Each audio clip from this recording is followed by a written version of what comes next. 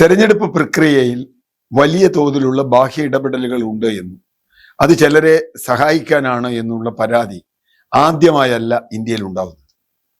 ഇപ്പോൾ ഹരിയാന തെരഞ്ഞെടുപ്പിൽ, അതുപോലെ ബീഹാർ തെരഞ്ഞെടുപ്പിൽ ഒക്കെ ഇത് സംബന്ധിച്ച പരാതികൾ ഉണ്ടായിട്ടുണ്ട്. അതിനു മുമ്പ് തന്നെ EVM സംബന്ധിച്ച പരാതികൾ ധാരാളമായി ഉണ്ടായിട്ടുണ്ട്. EVM-ൽ മാനിപ്പുലേഷൻ നടത്താൻ കഴിയും എന്നുള്ള പരാതി അത് മുമ്പ് കണ്ടിട്ടുണ്ട്. അതുകൊണ്ടാണ് പല രാജ്യങ്ങളും, ലോകത്തെ പല ജപ്പാൻ അടക്കമുള്ള സാങ്കേതിക വിദ്യയിൽ വളരെ ഉയർന്ന രാജ്യങ്ങൾ പോലും EVM ഉപേക്ഷിച്ചത്. അവരിപ്പോൾ പോസ്റ്റൽ വെറും പേപ്പർ ബാലറ്റിലേക്ക് വന്നിരിക്കുകയാണ്. അപ്പൊ പേപ്പർ ബാലറ്റ് എന്നത് കൂടുതൽ വിശ്വാസ്യതയുള്ളതാണ് എന്നൊരു തോന്നലുണ്ട്. അപ്പൊ അത് വൈകും സമയം എന്ന് പറഞ്ഞാൽ 5 വർഷം ഭരിക്കാനുള്ള ഒരു ഗവൺമെന്റിനെ തിരഞ്ഞെടുക്കാൻ 2 ദിവസം വൈകിക്കൊണ്ട് പ്രത്യേകിച്ച് ബുദ്ധിമുട്ടൊന്നുമില്ല. ഞാൻ കണക്കാക്കുന്നത് അങ്ങനെയാണ്. 5 വർഷത്തേക്ക് ഭരിക്കാനുള്ള ഒരു ഗവൺമെന്റിനെയാണ് നിങ്ങൾ തിരഞ്ഞെടുക്കുന്നതെങ്കിൽ 1 ദിവസമോ 2 ദിവസമോ 3 ദിവസമോ വൈകിയാൽ എന്താ കുഴപ്പം? അമേരിക്കയില് പ്രസിഡന്റ് തെരഞ്ഞെടുപ്പ് ആഴ്ചകളോളം വൈകി നമ്മൾ കണ്ടിട്ടുണ്ട്. ബുഷിന്റെ കഴിഞ്ഞ തവണത്തെ, ഇതിനു മുമ്പുള്ള തവണ തെരഞ്ഞെടുപ്പ്. അപ്പൊ ചുരുക്കത്തിൽ തെരഞ്ഞെടുപ്പ് എന്ന് പറയുന്നത് ഒരു രാജ്യത്തെ ജനങ്ങളെ ഏറ്റവും വിശ്വാസ്യതയുള്ള ഒന്നായിരിക്കണം. ഇത്തരം ദുരൂഹ പ്രശ്നങ്ങൾ നിലനിൽക്കുന്നത് കൊണ്ട് ഇപ്പോൾ കോഴിക്കോട് സംഭവിച്ചിട്ടുള്ളത് വളരെ ദുരൂഹമാണ് എന്ന് പറയേണ്ടി വരും. അതിന് ഒരു കാരണം, ഇപ്പൊ നേരത്തെ അവിടുത്തെ റിപ്പോർട്ടർമാരെല്ലാം പറഞ്ഞതുപോലെ, ഈ CCTV വെച്ച് കണ്ണിൽ എണ്ണയൊഴിച്ച് എന്ന് പറയുന്നത് പോലെ പ്രവർത്തകർ കാത്തിരിക്കുകയാണ് ഈ സ്ട്രോങ് റൂമിലേക്ക് എന്തെങ്കിലും പോകുന്നുണ്ടോ എന്നറിയാൻ. JDT ഇസ്ലാം എന്ന് പറയുന്ന സ്ഥലത്താണ് ഒരുപാട് മണ്ഡലങ്ങളിൽ, കോഴിക്കോട് 1, 2, പേരാമ്പ്ര, അങ്ങനെ കുറെ മണ്ഡലങ്ങളിൽ ഒരു സ്ഥലത്താണ് വെച്ചിട്ടുള്ളത്. അപ്പോ അവിടെ ആളുകൾ കണ്ടെത്തിയത് ഒരു മണ്ഡലത്തിൽ, കോഴിക്കോട് 1 എന്നാണ് അവർ കണ്ടതെന്ന് പറയുന്നു. അതിൽ ഇനി കൺഫ്യൂഷൻ വേറെയുണ്ട്. മണ്ഡലത്തിൽ കുറെ ആളുകൾ, പോലീസും കുറെ ഉദ്യോഗസ്ഥരും അതിലെ സ്ട്രോങ് റൂമിൽ അവർക്ക് പോവുകയും ഒരു റൂം തുറക്കുകയും ചെയ്തു. ഇത് കണ്ടെത്തിയതോടെ ബഹളമായി, പ്രശ്നമായി. വിളിച്ചു ചോദിച്ചപ്പോൾ പറഞ്ഞു കോഴിക്കോട് 1 അല്ല, പേരാമ്പ്രയാണ്. അപ്പൊ തന്നെ ഒരു പ്രശ്നമുണ്ട്.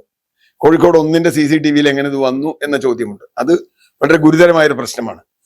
പേരാമ്പ്രയിൽ തുറക്കുമ്പോൾ എങ്ങനെയാ കോഴിക്കോട് 1-ന്റെ CCTV-യിൽ വരും? അതിലെ കണക്ഷൻ തെറ്റാണോ? അത് പരിശോധിക്കട്ടെ.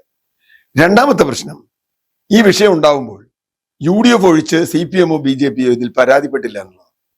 അതൊരു ചോദ്യമല്ലേ? ഇങ്ങനെ സ്ട്രോങ് റൂം തുറന്നിട്ടുണ്ടെങ്കിൽ എന്താ CPM-നും BJP-ക്കും ഇതുപോലെ വരാലോ? അങ്ങനെ വരുമ്പോൾ അതിൽ നമ്മളൊരു സംശയം ഉണ്ടാവാം. കാരണം ഒന്ന്. മൂന്നാമത്, ഇത് പേരാമ്പ്രയാണ് എന്നുള്ളത് തന്നെ സംശയത്തിനാണ്. കാരണം വളരെ ക്ലോസ് കോൺടെസ്റ്റ് നടക്കുന്ന പല മണ്ഡലങ്ങളിൽ, വളരെ പ്രധാനപ്പെട്ട മണ്ഡലങ്ങളിൽ ഒന്നാണ് പേരാമ്പ്ര. അതുകൊണ്ട് അവിടെ ഇത്തരത്തിലുള്ള ഏതെങ്കിലും തരത്തിലുള്ള ഇടപെടലുകൾ അവിടെ ഉണ്ടായിട്ടുണ്ടോ എന്ന് UDF-ന് ന്യായമായി സംശയിക്കാം. മാത്രമല്ല, ഭരണവുമായി ബന്ധപ്പെട്ട് ഇവിടെ ഇപ്പോൾ BJP-ക്ക് മറ്റു സംസ്ഥാനങ്ങളിൽ ചെയ്യുന്ന പോലെ ഭരണത്തിൽ പങ്കില്ല. ഇവിടെ ഭരണത്തിൽ ഉദ്യോഗസ്ഥന്മാർ നല്ലൊരു പങ്കും ഇടതുപക്ഷത്തെ സഹായിക്കുന്നവരാണ് എന്ന ആരോപണം മുമ്പ് തന്നെയുണ്ട്. മറ്റൊരു പ്രശ്നമുള്ള നിയമപരമായതിൽ എന്താ, ഈ EVM മെഷീൻ സൂക്ഷിച്ചിട്ടുള്ള ആ ഏരിയ, അതിന് ചുറ്റും ഒരു ലക്ഷ്മണ രേഖ വരച്ചിട്ടുണ്ട്, പെരിമീറ്റർ. ആ പെരിമീറ്ററിനകത്ത് സൈനികരല്ലാതെ മറ്റാരും പ്രവേശിക്കാൻ പാടില്ല. അങ്ങനെ പ്രവേശിക്കണമെങ്കിൽ റിട്ടേണിംഗ് ഓഫീസറും സ്ഥാനാർത്ഥികളുടെ ഏജന്റുമാരും അവരെല്ലാം നേരത്തെ തീരുമാനിച്ച് അവരുടെ പ്രസൻസിലാണ് അവിടെ കയറാൻ കഴിയുള്ളൂ, എന്തെങ്കിലും അങ്ങനെ സാഹചര്യം ഉണ്ടായത്. രണ്ടാമത്തെ കാര്യം, അതുമായി ബന്ധപ്പെട്ട് നിയമപരമായ ഒരു പ്രശ്നം, ഇപ്പൊ ഇതിൽ പറയുന്ന സർവീസ് റൂം എന്നൊരു പറയുന്ന സംഗതി, അതാണ് തുറന്നതെന്നാണ് വാദം. സർവീസ് റൂം തുറക്കണം, സർവീസ് റൂം ഇതിന്റെ അടുത്ത് വെക്കണം. എന്തിനാ? സർവീസ് റൂം ഇടയ്ക്ക് തുറക്കേണ്ടി വരും. അതിലെ കണക്കുകളും ചില ഇതുകളൊക്കെ, ടാബുലേഷനും കമ്പ്യൂട്ടറൊക്കെ അതിലുണ്ട്. അപ്പൊ സർവീസ് റൂം എവിടെയാ വെക്കണ്ടേ? മറ്റു മണ്ഡലങ്ങളിലെ സർവീസ് റൂം എവിടെയാണ്? അത് പെരിമീറ്ററിന് പുറത്തു വെക്കേണ്ട സർവീസ് റൂം എന്തുകൊണ്ട് പേരാമ്പ്ര മണ്ഡലത്തിന്റെ അകത്തായി എന്ന ചോദ്യത്തിന് ഉത്തരം കിട്ടേണ്ടതുണ്ട്. ഔദ്യോഗികമായി വന്ന വിശദീകരണം, ഞങ്ങൾ സർവീസ് റൂം തുറന്നു, സ്ഥാനാർത്ഥികളെ അറിയിച്ചു എന്നാണ്. പക്ഷെ പേരാമ്പ്ര മണ്ഡലത്തിലെ സ്ഥാനാർത്ഥിയോ അവരുടെ ഏജന്റോ, പ്രത്യേകിച്ചും UDF-ന്റെ സ്ഥാനാർത്ഥിയോ ഏജന്റോ ഞങ്ങൾ അറിയിച്ചിട്ടില്ല. ഒരു ദിവസം മുമ്പ് അറിയിക്കണം. ഒരു ദിവസം മുമ്പ് അറിയിച്ചിട്ട് വേണം തുറക്കാൻ.